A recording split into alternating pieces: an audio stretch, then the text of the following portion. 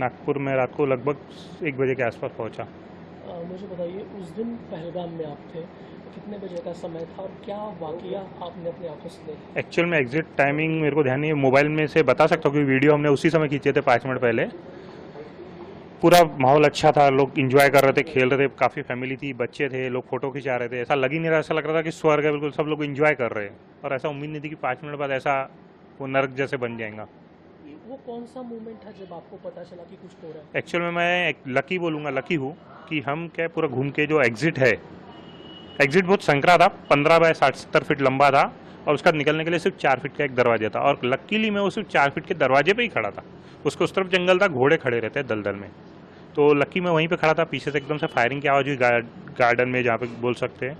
और लोग पब्लिक जो है पूरी वो गैलरी में घुसी, 15 बाय 70 की, 60-70 फीट की, तो पूरी भर गई। मैंने 1 सेकंड पीछे देखा, लेकिन तब तक वो पूरी गैलरी पब्लिक से भर चुकी थी।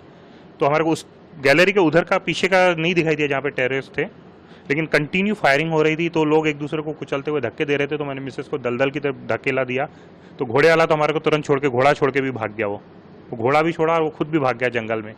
और फिर पीछे मेरी मिसेस को दलदल में धक्का दिया, मेरे बेटे को भी उतारा, और फिर हम कंटिन्यू, गोलियां चल रही थी तो हमारे को उस समय दिमाग काम नहीं किया, हम जंगल की तरफ कूद गए। और जंगल की तरफ 7 से 8 किलोमीटर हम जंगल पहाड़ उतरते हुआ है, 8 किलोमीटर का रास्ता। वो जो पैर में चोट आई थी, वो वाकया क्या था? एक्चुअल में कैसे, वो 3 से 4 बार गिरे हैं रास्ते में।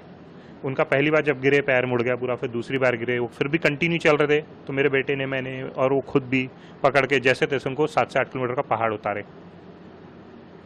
फिर आपको कहाँ ले जाया जाया?